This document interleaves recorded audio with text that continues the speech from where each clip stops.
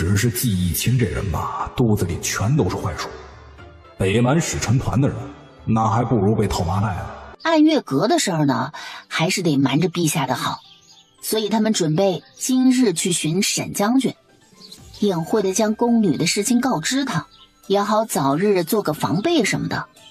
季兆民伪装成了一个脊背佝偻的老汉，季义清呢伪装成了一个跛脚、脸上有大痣的中年男人。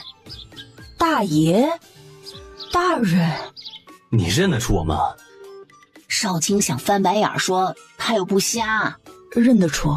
虽然不知道这般打扮是要去干什么见不得人的事情，但他是9月最忠心的管家，一切异常都必须要引起重视。大爷和大人是要去哪里？你们最好说，不然我总有法子知道的。哎，还不是为着那些跟北蛮联系的宫女儿。此事事关重大，我们俩准备去秘密联络沈将军，绝不让人知晓安月阁的存在。如今还打扮得不伦不类的，要去说情报，却不知道东家已经连银票都赚回来了。少卿摸着胸前那还热乎乎的1000两准备入库的银票，嘿，他们东家果然是最牛的。此事东家已经告诉过鹰眼的人，顺便将这个消息卖了1000两。什么玩意儿？什么东西就卖了1000两银票呢？东家已经把安月阁的生意做到了陛下的眼皮子底下，你们如今的行为看起来真的很傻。季义清和季兆民听得恍恍惚惚，他们宁愿相信9月把北蛮使臣团的人卖了1000两，都没有想到9月直接把这个消息卖给了英一。那卖给英一不就相当于是卖给了陛下吗？9月这老虎头上拔毛，可真是拔得越来越习以为常了哈。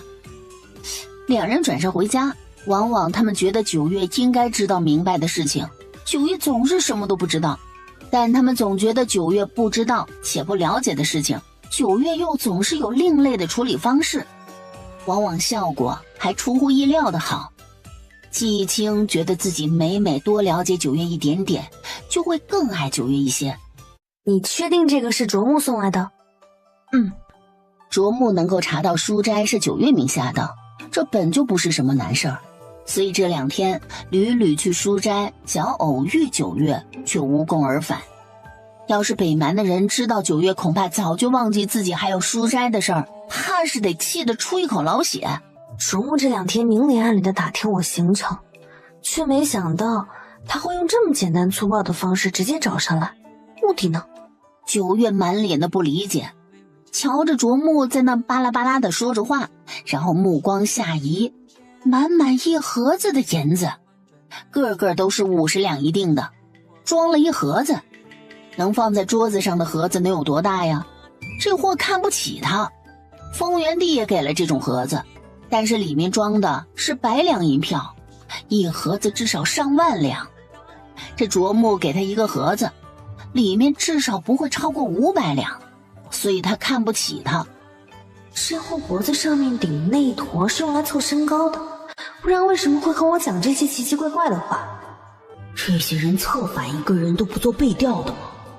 少卿早就知道了9月肯定会被各方来路不明的人游说，只是按照9月的性子来看，丰原帝对他还行，卓木不知道啊，甚至还十分自信地觉得他能够用这么小小的一箱银锭就把9月给策反了。北蛮人简直太狂妄了，什么和他们合作？他们可以让东家实权在握，东家如今却不够实权在握的吗？他就算是想要上天，陛下可能都得想方设法的给他搭梯子。况且东家看起来好像并不是很想要实权在握，因为他不想做牛马，他只想所有人成为他的牛马。9月瞥了一眼身后，隔壁厢房有人，卓木就这么和他大张旗鼓的密谋这件事儿，然后找人来听，只是不知道隔壁厢房是哪位重臣。不知道丰原帝要是知道有人拱他做皇帝，会不会又要抄浮尘来抽他？哎呀，久了没被抽了，皮子是有点痒。丰原帝和旁边坐着的太子对视了一眼，这些人啊，用美男计找了个低配版记忆签，用银子收买又舍不得银子，现在赤裸裸的要把九月推成第一个有实权的公主，楚家竟然会被北蛮这些脑子有包的玩意儿用毒残害了这么多年，简直就是耻辱。旁边站着的几个大臣面面相觑，不少大臣都为九月捏了把汗。虽然九月真的是可气人了，但有九月，他们有时候竟然莫名的觉得有底一样。所以别呀，好不容易有九月，让丰原帝如今的身体和精神都好了不知道多少了。九月，你可千万别有那么大逆不道的想法呀！这个卓木到底是从哪里看出来我很想做皇帝的？这是古人的通病，所以九月自动理解为卓木和北蛮要拱他做皇帝。卓木，你竟敢害我！这不就是一套话术吗？况且，只要尝过权力滋味的人，怎么可能不为权力着迷？这怎么成害呢？西域公主此言差矣，丰原帝子嗣不封。这为何子嗣不封？我该问问你们这些阴险的北蛮人吗？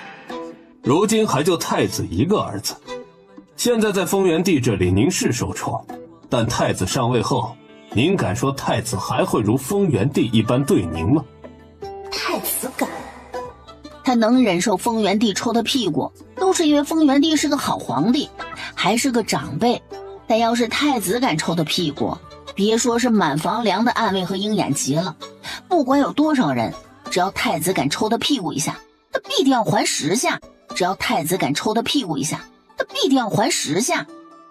而且九月绝对是能和太子对抽起来的。卓木还在那循循善诱，又把满箱子的银锭朝着九月推了推。小小心思不成敬意，还望公主笑纳。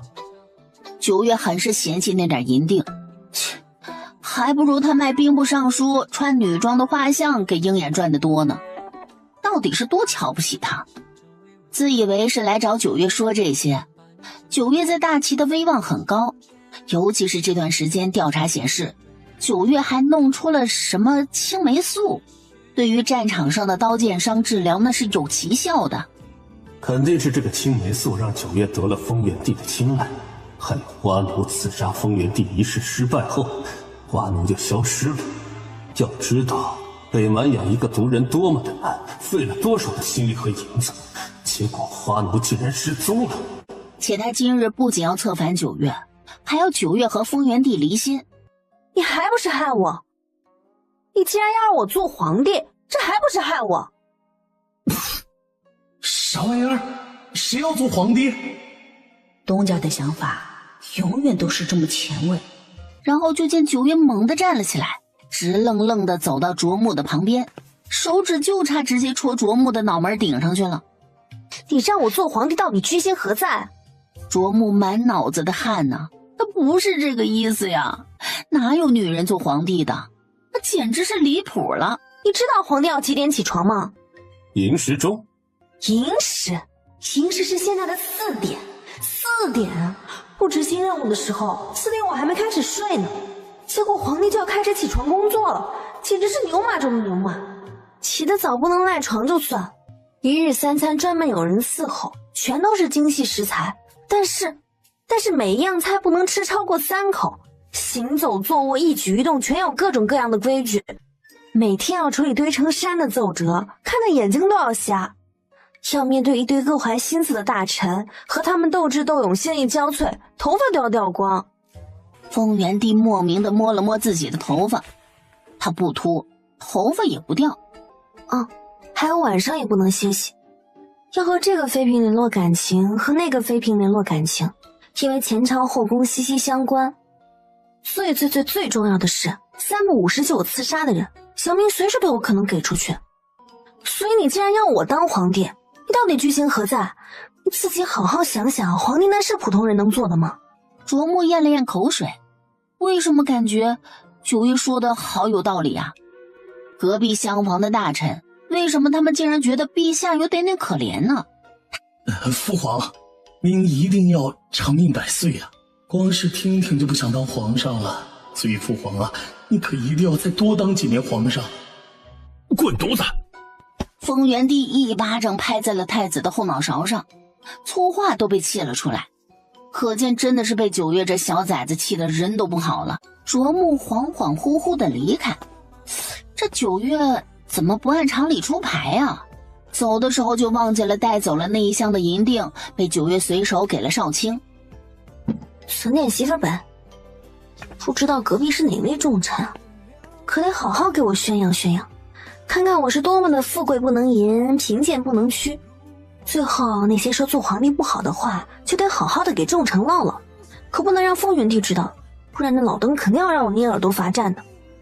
然后砰的一声，九月一脚踹开了隔壁的厢房门。让我来瞅瞅是哪位大人呐？这么揍，皮下！门口的暗卫察觉到九月接近，就被丰原帝给招下去了。所有人都在等着九月敲门什么的，谁知道九月真是无法无天惯了，一脚把门踹开，倒是把他们给吓了一大跳。你那手长出来不知道敲门的吗？我很久一直以为隔壁是重臣，原来是丰原帝这个老登。我很久一直以为隔壁是重臣，原来是丰原帝这个老登。那刚刚我说的那些话，这个老登会不会记仇啊？更大逆不道的话九月都说过，他强心脏都练出来了，不会因为这点小事生气的。英一，把人拿下吧。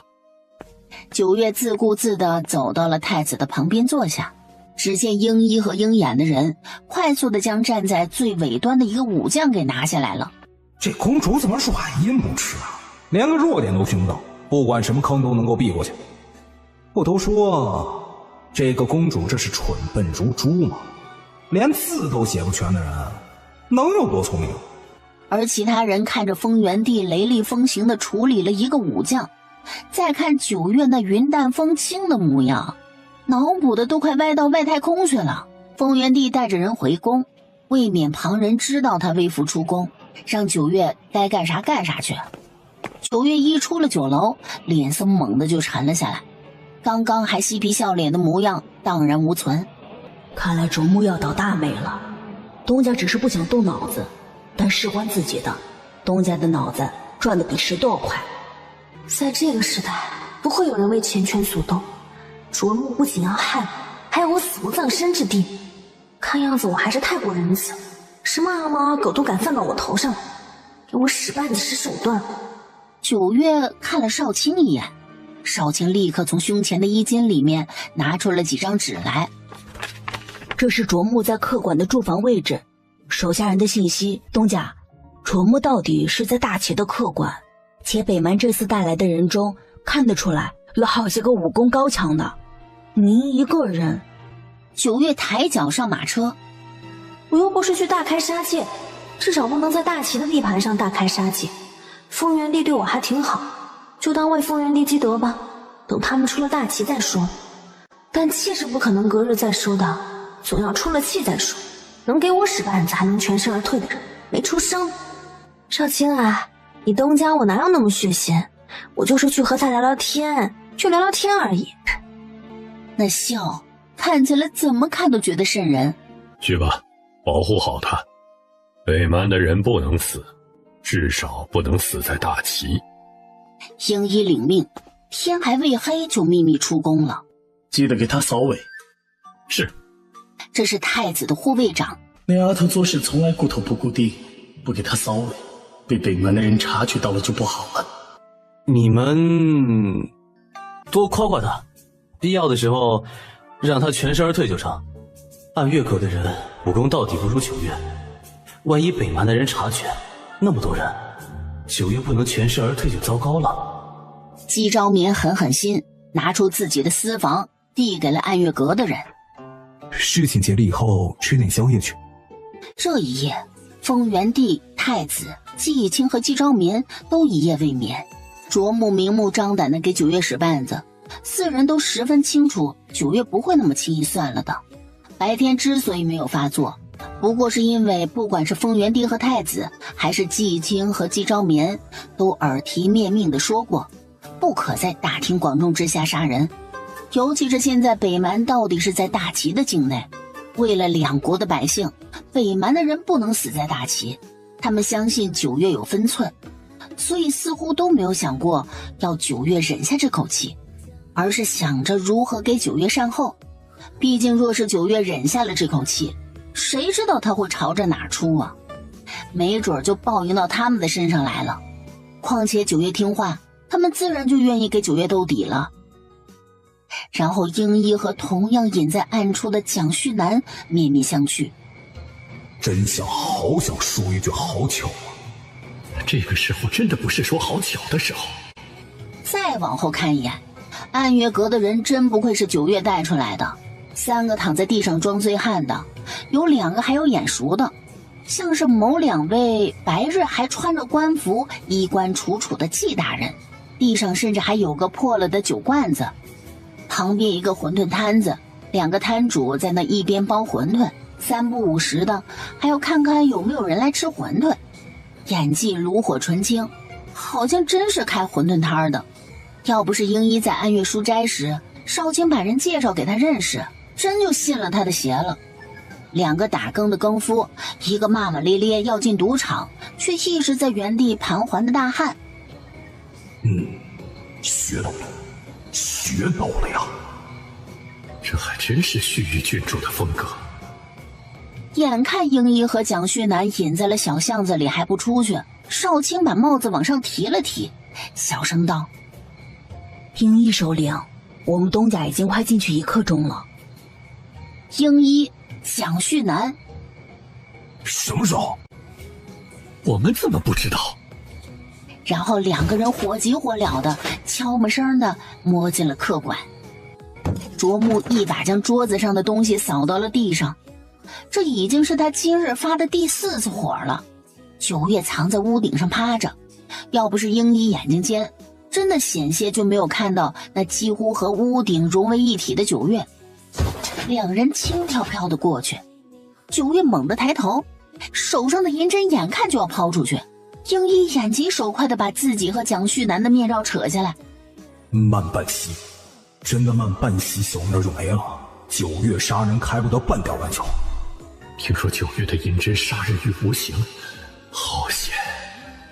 九月收回手，2个人立刻悄无声息的落到了九月的旁边，怂唧唧的连问都不敢问出来。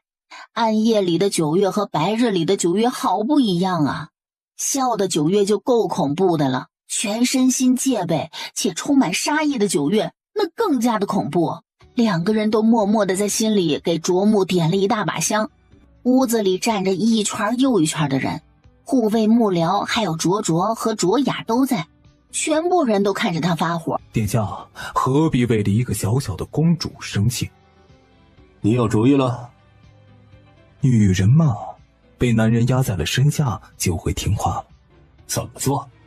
再过半月，大齐就要宴请各国使臣，到那时，英一和蒋旭南听得很是气愤，他们竟然想要在宫里对九月做不轨之事，2个人气得不行。果然啊，这卓木的幕僚脑子挺好使的。刚刚想了那么久，到底要怎么惩治卓木才能消息？人这不就送主意来了吗？恩人啊！哼，你都已经下药给他了，还只想着玷污他。属下知罪。我要他听话，青霉素的方子我也要。至于其他的，他只要听话，赏给你也无妨。去办吧。屋内其他人如释重负的离开。卓雅，皇兄，你等一会儿。放心，皇兄以后一定会对你好的。卓木缓步离开，随后发生的一幕让英一和蒋旭南都觉得很是不适。卓木将卓雅送给了周芳，而且看起来并不是第一次发生这种事。这就是北蛮皇室吗？自己的亲妹妹也成了他巩固能人的手段。我们竟然在跟公主看活春宫，陛下知道了我会死的。我们竟然在和公主看活春宫，太子知道了我会死的。公主，我们没事，这人看起来和做起来一样，都不中用。是我理解的那个意思吗？不是，我们是要跟九月在这儿探讨这人行还是不行吗？我们不是该阻止他不能看吗？为什么都被带偏了呀？不管这个行不行的到底是他人还是他自己啊，男人都会很关注的。然后两人默默地记着九月的话，同时朝着下面看。九月嫌弃地闭上眼睛。本来所有人在他眼里就是块肉，记忆清的肉体除外。周芳火急火燎地在他身上啃吻，做出一个又一个的痕迹，但却不行。卓雅知道周芳许是用毒用多了，眨眼就没了。然后英一和蒋旭南看看周芳，眨了下眼睛，下面停了，竟然就停了。随后彦足的用满口黄牙的嘴亲了一下卓雅一口。饶是他们也不得不承认，这一幕真的是有点辣眼睛啊。卓雅的头发虽然没有了，那到底还是个公主吗？养尊处优的生活将本就姣好的样貌温养得越加美丽。公主您放心，待殿下大业一成，我一定会向殿下求娶您的。卓雅忍着恶心回了个笑。这周芳若不是那一身用毒的本事，哪会如此轻易就入了卓木的眼？况且稍微长得漂亮一点的女人，那周芳都是精虫上脑。刚刚还说着要如何的谢完九月，如今却是又来和他说什么要求娶了。他一个字都不信。待兄长大业，谁会留着一个用毒用的炉火纯青，随时都可能要人命的东西在身边呢？哼，你呀你，迟早有一天要死在女人的身上。我就这点爱好，殿下不早就知道了吗？卓木眸底一闪而过的晦涩，就是周芳有个好色的把柄，卓木才愿意用他。别说要的是卓雅了，就万一有人能瞧上他母后，他都可以双手奉上。只要能让他登上皇位，所有人都是他的工具。卓雅一路走得飞快，根本就没有察觉到跟在身后的九月三人。北蛮以男人为尊，虽看不起女人，但若是北蛮的皇帝是一个女人呢？卓木不是一心想要大业吗？打一顿是肯定要打的，但杀人没有诛心来的深刻吗？敢给我使绊子，我非得掀起卓木的头盖骨瞧一瞧，是什么给了他这个勇气？所以九月想到了一个绝妙的主意。卓雅急匆匆地进了屋子，砰的一声，两个婢女立刻跪下来，诚惶诚恐地磕头。卓雅美丽的面容变得狰狞，抬腿就是一脚，婢女被他硬生生地踹翻。九月饶有兴趣地看着眼前的这一幕。人呐，总是会欺负比自己弱小无助。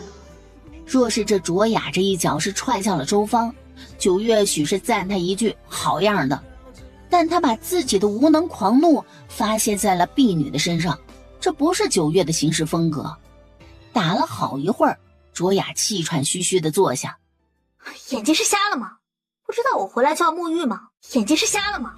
不知道我回来就要沐浴吗？两个婢女立刻起身整理好自己，然后火急火燎地去备水。英一和蒋旭南看着卓雅疯癫的样子，真觉得这人真是会变脸呐。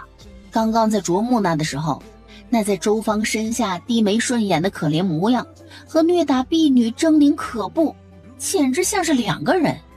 卓雅死命地在浴桶里搓洗着自己，像是这样洗着洗着就能够洗干净所有的污秽。九月对着英一和蒋旭南扬了扬下巴，蒋旭南还没有反应过来呢，英一直接歘的一下无声无息地冲进去，3两下就解决了伺候的婢女。这英一积极的，显得我像是个第一次办事的愣头青，没点眼力见我说还特别没用，谁能懂扬个下巴的意思呀？随后蒋旭南极其有眼力劲儿的把几个婢女拖到了角落，给九月腾了个地儿。这眼力劲儿真是不错哎。卓雅正咬牙切齿地搓着自己，没感觉到身上浇来的热水，头一扭，就看到九月一身玄色锦衣站在了屋子的正中间，一左一右站着2个高大男人，被九月用旗帜牢牢钉在马车上的那一幕还萦绕在脑海，久久挥散不去。你带2个男人到我房里，是要欺辱我吗？这人脑子里是只有这些事吗？看着2个大傻个的样子，像是要对他那啥吗？我不是真了，什么都吃得下。头转过去。面前活色生香的美人沐浴图，2人心如止水的样子让九月怀疑这俩是性冷淡。他们忘记了面前这个公主啊还是个姑娘，满脑子都是周芳，怂了2下屁股，然后卓雅矫揉造作的，懂的都懂。你虽愚蠢，却实在是有副好皮囊。他不是九月的对手，死死地咬着牙，却又不想在九月面前露怯，所以不敢哭。九月得寸进尺一般的在他身上被周芳作出来的痕迹上摁了一摁。若是没有这些痕迹就好了。你们都看见了。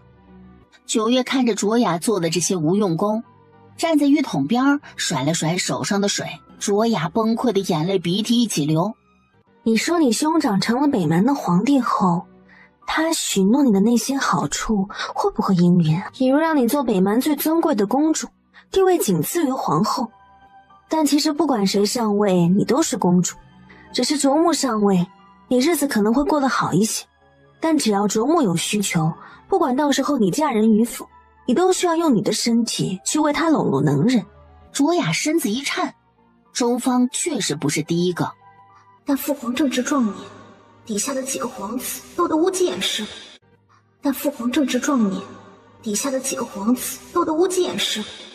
谁也不知道最后皇位到底花落谁家，所以几个皇子只能拼命地招揽能人到自己的手下。那些卓木麾下的人，有爱财的，爱权的，爱色的，爱食的，什么人都有。周峰真的会是最后一个吗？九月从后贴近卓雅的耳边，像是在蛊惑，又像是在陈述事实。那些人既然能被你的身体吸引，又为何一定要为卓木所用？我不知道。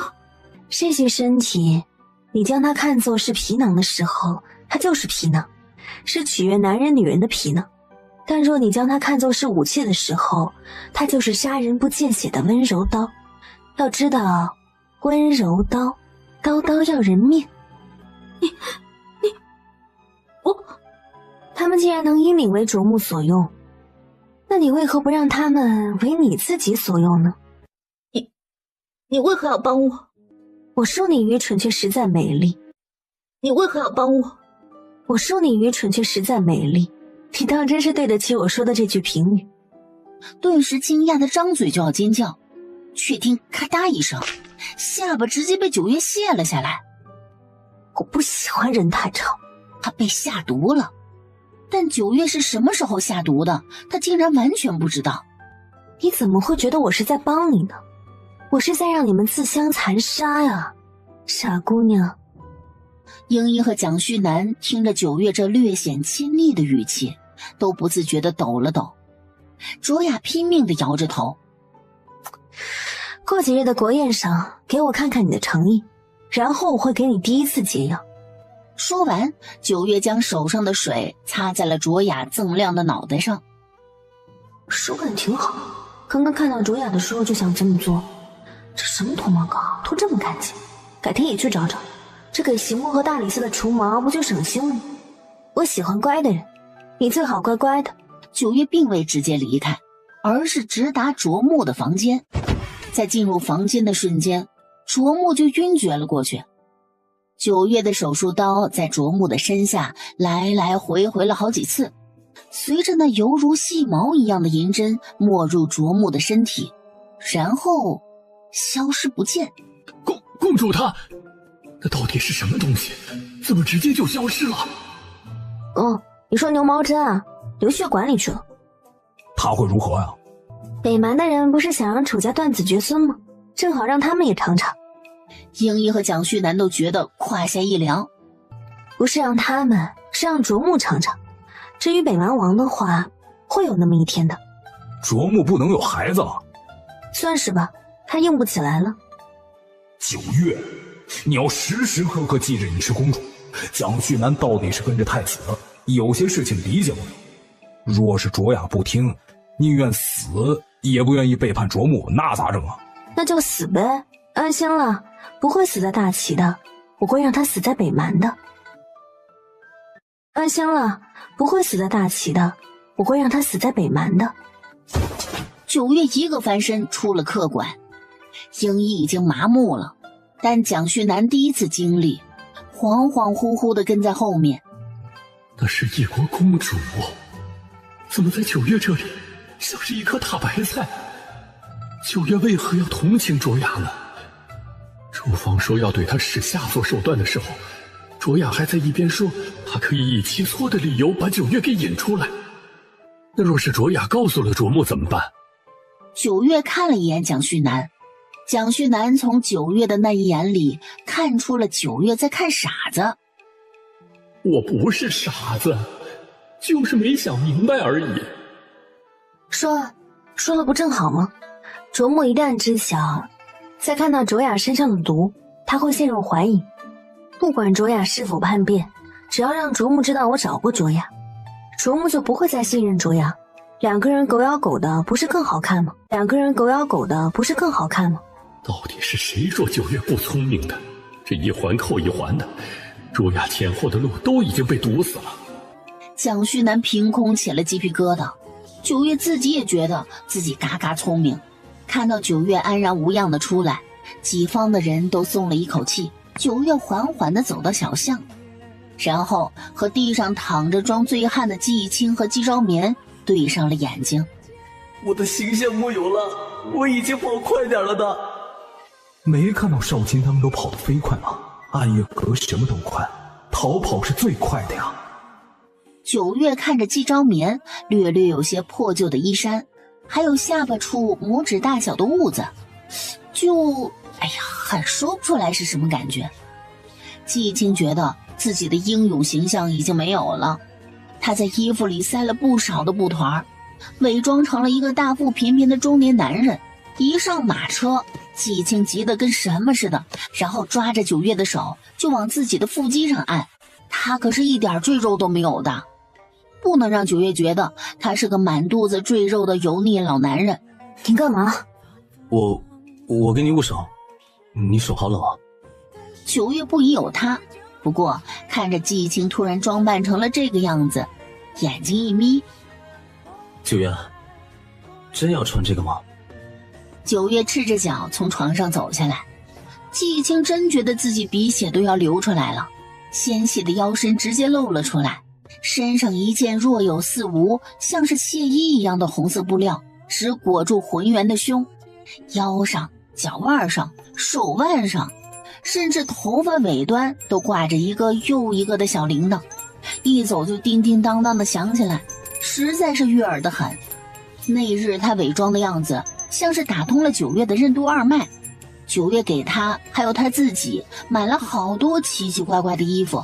再看季义清的样子，真是羞死个人了，真是羞死个人了。9月缓步上前，指尖轻轻一勾，将人从屏风后面勾了出来，踮脚拦住季义清的脖子。季义清上一息还有些不好意思，扭扭捏捏的去扯着身上的几根绑带，下一秒就被9月勾住了脖子，手腕间就搭上了9月的腰，动作简直不要太轻快。9月低声轻笑，鼻尖轻轻蹭了蹭季义清的鼻尖。别拖，就这么做。叮叮当当的声音断断续续，又伴着阵阵的低诉，真是让人连靠近都不自觉的面红耳赤。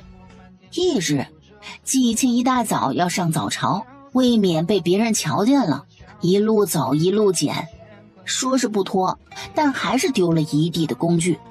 季义清一张脸通红，然后特意寻了个大箱子，将这些东西牢牢地锁了起来。虽说昨晚体验感确实是很好，但这些东西他可是半点不想让人知道的，就当和9月知道就成，锁起来下次用的时候再拿出来。床幔晃了一下，伴着铃铛声，一只白皙纤细的手从里面探出来，朝着季青的方向勾了勾。季青失笑，快步上前。要去上朝了？季青俯身在九月的额间轻轻吻了一下。累就多睡会儿。黏黏糊糊的把头放到了季青的腿上，双手抱住季青的腰。好。季青揽着九月，轻轻顺了顺她的头发。待九月再次熟睡，轻轻把九月放在了枕头上，然后给九月盖上被子，遮住了满身旖旎。卓雅胆战心惊的过了好几日。不过让九月意外的是，卓雅并没有告诉卓木她曾经威胁过她的事儿。看样子卓雅已经有了打算，很想瞧瞧卓雅到底要如何做。刚从一家店铺出来，就看到季昭眠扯个清瘦的小公子，满脸焦急。九月和身后提着东西的少卿对视了一眼，有热闹看。然后九月立刻屁颠屁颠的上前，再看季昭眠张嘴一顿输出，虽不是在骂人，但小公子垂着脑袋，连抬都不敢抬起来的模样。嘿，九月乐了。季昭眠看见九月手上还抓着人不放，哟，大哥，可是调戏良家妇女呢？季昭眠只觉得脑子嗡的一声，抓着人的手都紧了紧，只把苏成给抓得龇牙咧嘴的。下一息，季昭眠大受打击的后退了一步。她是个姑娘。九月觉得季昭眠这样子真的好好笑啊，也学着季昭眠一脸被雷劈的样子，猛地后退一步。你是什么时候瞎了的？早就听说了，旭月公主是个顶顶有趣的人，如今瞧来果真不假。正想偷偷再看一眼公主，余光却扫到了季昭眠一直盯着她。糟糕，忘记了自己还没有完全脱困呢。这小姑娘虽然是男儿打扮，而且足够以假乱真，但确实是个小姑娘。季昭眠到底是什么时候瞎的？糟糕了！季昭眠猛地一把甩开了苏成的手，许是觉得自己刚刚确实是鲁莽了些，刚拱手赔礼。说是这人不是苏阳，那苏阳呢？不对，若他不是苏阳，那为什么会跟苏阳长得一模一样？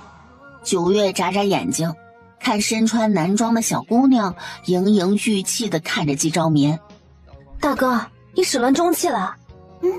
不是，我现在该怎么发挥啊？路过的人若有似无的视线飘过来，季昭眠一身官服站在这儿，九月一句话，他真是浑身长满嘴都说不清楚了。我没有，我都不认识他。我都不认识他。九月一脸看我戏你什么的表情，眼看着说不清，谁知道九月狗嘴里会吐出什么象牙来。抱歉，姑娘，我是瞧着你跟我大理寺中的一名推官长得很是相像。季昭眠早就不是初入官场的愣头青了，一看苏成的表情，再联想了一下自己调查的东西。苏阳是你什么人？你又是什么人？潜入大理寺到底有什么目的？话音刚落，不远处一个小公子慌忙地跑了过来。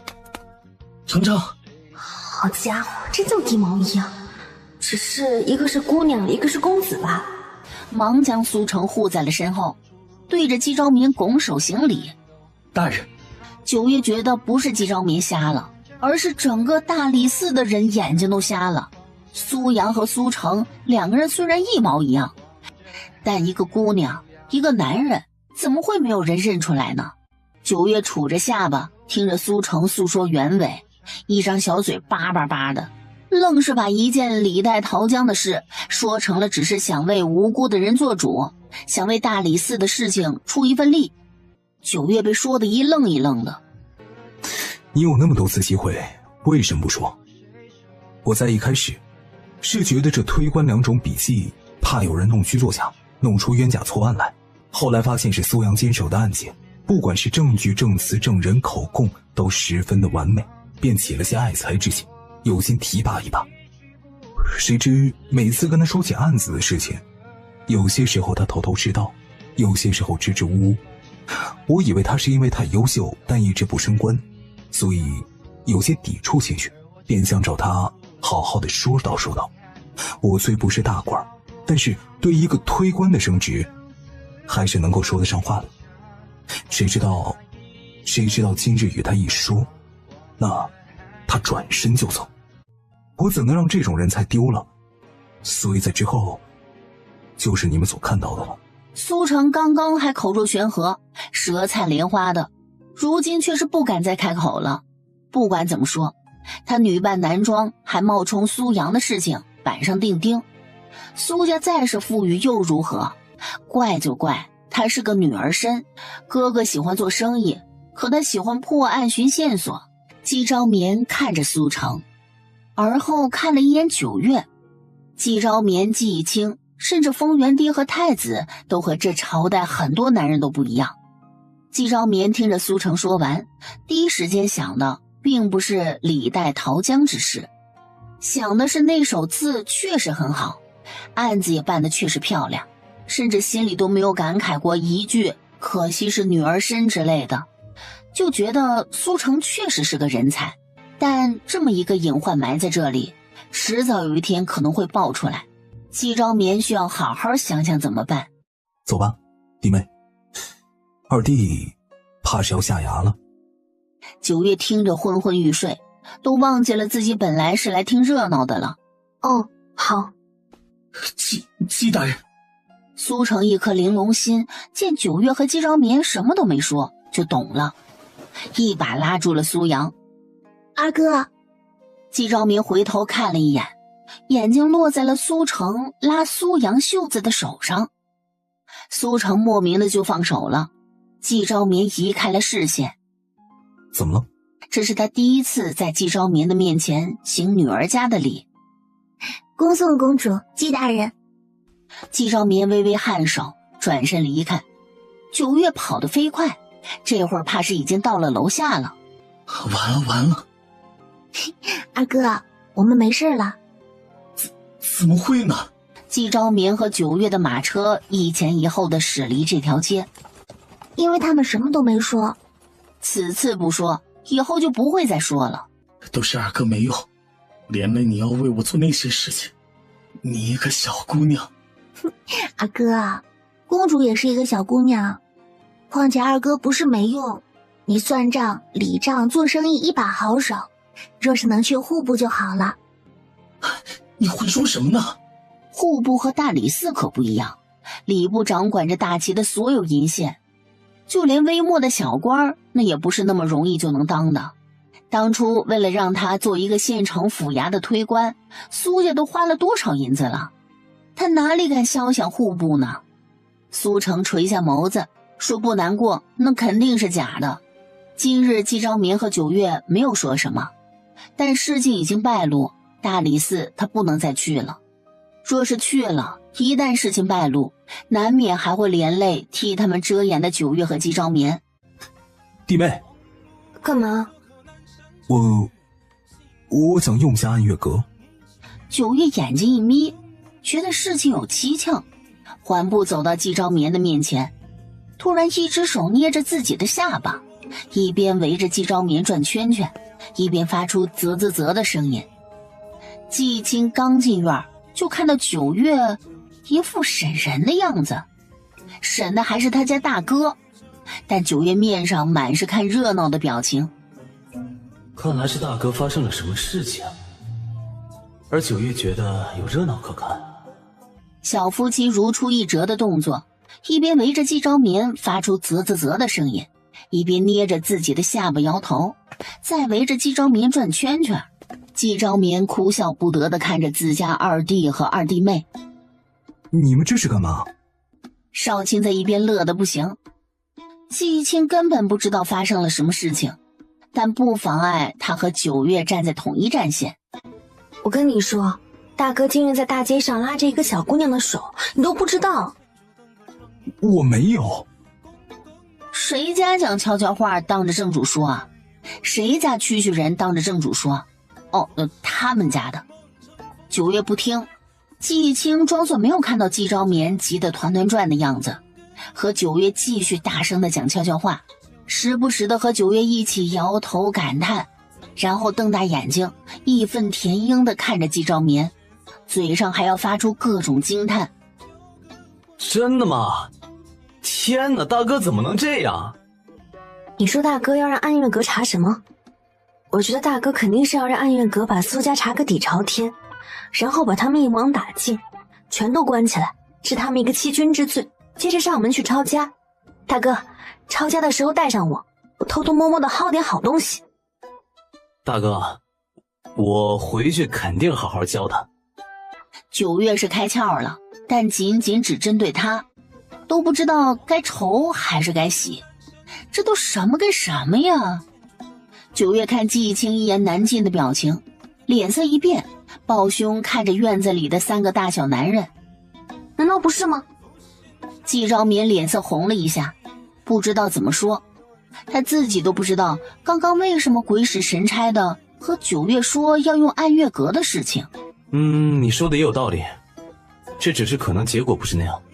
我觉得大哥是想查一下，那苏阳是否真的如苏成所说，是一个理财做账的好手。是好手又如何？若真的如那苏成所说，那苏阳在大理寺做推官，岂不是屈才了？就该去户部了，替陛下好好的打理银钱。到时候陛下的银子更多了，赏我也能赏得更多了。是啊。9月乐滋滋的拍了一下季昭眠的肩膀。大哥，没想到你想得这么长远，不错不错。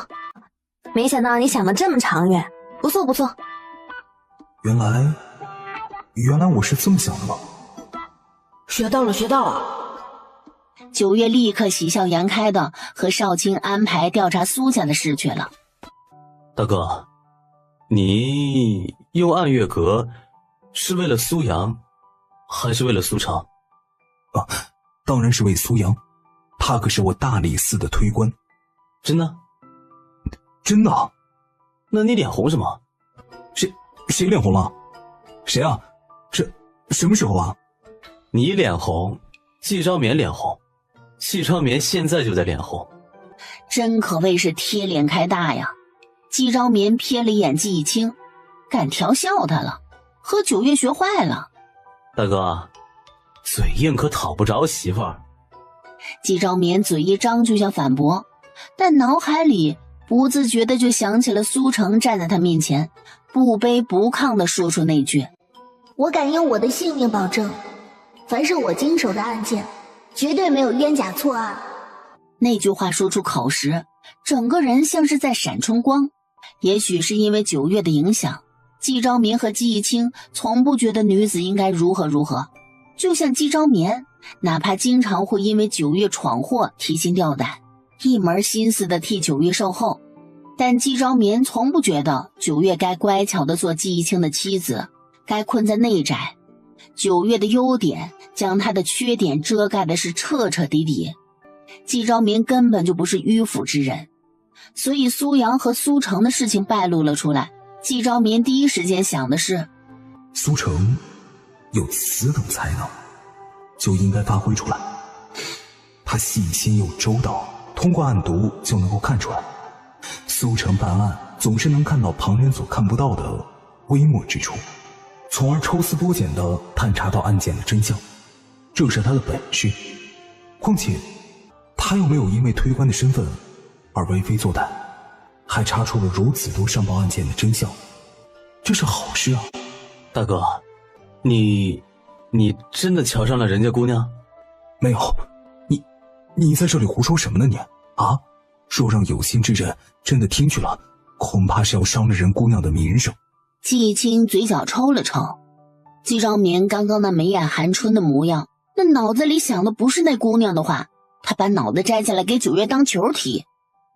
哼，既然如此，那我同9月好好说说，若是那苏阳的才能真的很好，让9月同陛下说说，让苏阳去户部，然后再让9月跟陛下说说，到时候给苏成求求情什么的，这样苏阳跟苏成就都可以脱身了。万一陛下还觉得那苏成的能力好，想着给人赐个婚也无不可。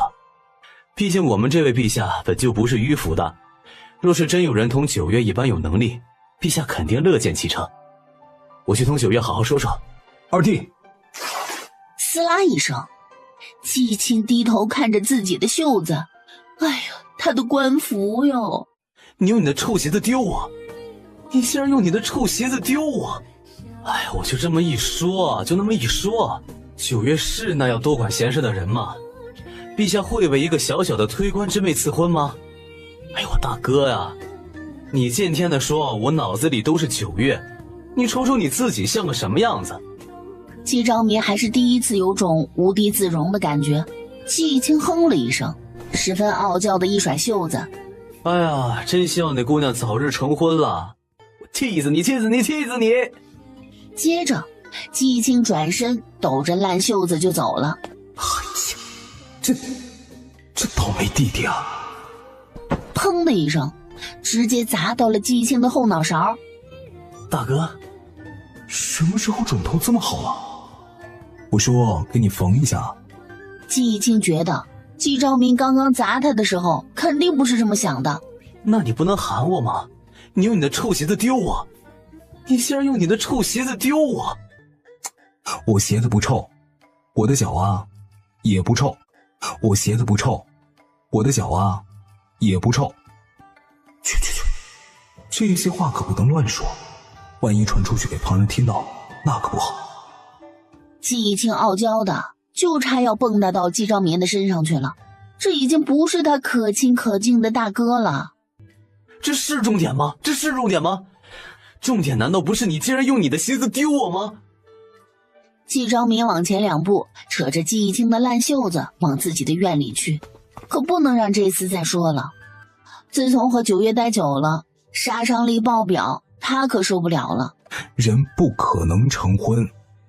哎，是，等着吧，有的是你求我的时候。国宴当日，此番多国使臣团来齐齐聚，5品官员以下的根本就没有资格入席。是以季青是以九月夫君的身份出席的，也就是驸马。九月第2次穿那重达好几10斤重的朝服，再加上满头的珠翠，真就觉得累赘。这该死的沉甸甸的宠爱，身上每一件东西雍容华贵，价值连城，全是丰原帝送来的。这该死的沉甸甸的宠爱。九月气鼓鼓地看着太子，为什么男子的朝服就不会有这么多的东西？不过九月长相本就美艳好看，这么一上妆，真是倾国倾城都不为过，惹得好几个和九月一起做过事的官员瞧着九月，很难将九月和那嗜血甩着长枪杀人的女魔头联想在一起。各国使臣前来进献，各种珍奇物件一件又一件的抬上来，倒是诚意十足。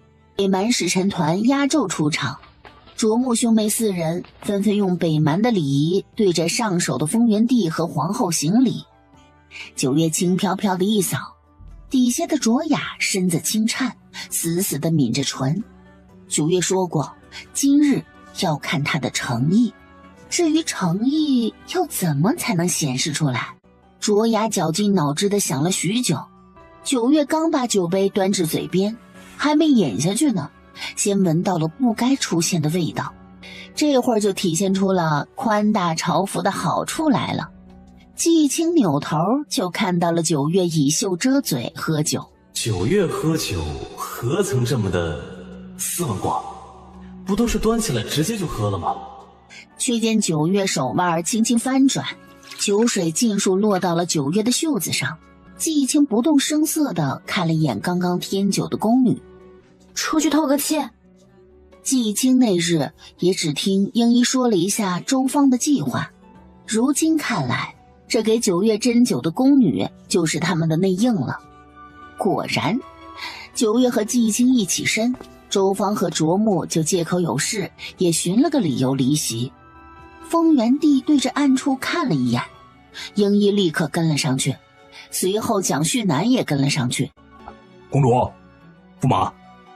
公主，驸马。先等一会儿。卓雅头上附着纱巾，隐在暗处，丝毫瞧不出来他。看到九月和季青等人，也当作是没有看到，仓皇地进了宴席。旁边的卓卓看了一眼卓雅，没太在意，一直在等着卓木发信号。但随着时间越来越长，卓雅越发的不安。英一对着暗处招了招手，立刻就跳下来好几个戴着金色雄鹰面具的人。处理干净了吗？鹰三三点头。身后的假山之下堆叠着好几具尸体，太监宫女的都有，甚至还有3两个护卫。大好的日子可别扰了远方来的客人的清静，拖到城外乱葬岗去。是。九月其实也很好奇，不知道卓雅到底给他准备了什么惊喜。三三啊！鹰三三猛地打了个激灵，明明他们的体型和身高甚至衣服都是一模一样，但九月从来没有认错过鹰眼的任何一个人。这会儿一看九月那抹笑眯眯的样子，鹰三三真就有心理阴影了。卓雅干了什么？九月实在是有点好奇。鹰三三抬眸看了一眼鹰一，主要是季青也在这儿，他怎么说得出口？席上因为丰原帝连连和北蛮使臣说话，但真正能做主的卓木却是不在。真是有些太目中无人了。这还是在大齐的地盘上呢。这是不把大齐的丰原帝看在眼里了？灼灼屡屡地看向了门口，但一直不见有人前来，心里也隐隐的不安。为了一个丰原地封的民间公主，这般兴师动众，真的值得？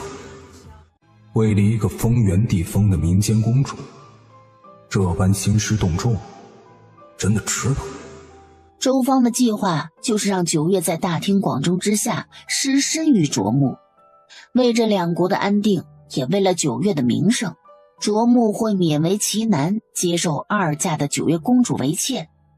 也不怪英仪和蒋旭南觉得卓木和周方疯了，但九月可不是他招惹得起的。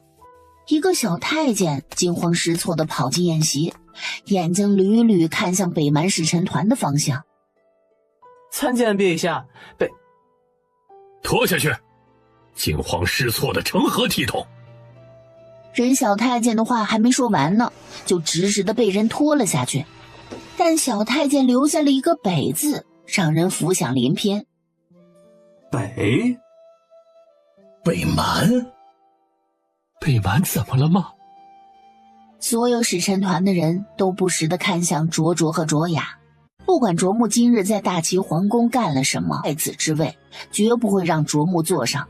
又有人急匆匆地进来禀报，李丰得了传达，到丰原帝的耳边小声说话，然后丰原帝那微微震惊的样子半点不似作假。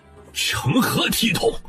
北蛮还压根儿不知道发生了什么事儿呢。丰原帝本来只准备自己亲自去看看，顺便让北蛮给个说法，结果各国使臣都是八卦的，最后就变成了一群人浩浩荡荡地跟在了丰原帝的身后。卓木来大齐本就是为他自己增加筹码，但是如今瞧来，卓木已经办砸了不少事了，回去之后恐怕是会彻底惹得父皇厌弃。既然如此，不管卓木今日在大齐皇宫干了什么，做了什么，太子之位绝不会让卓木坐上。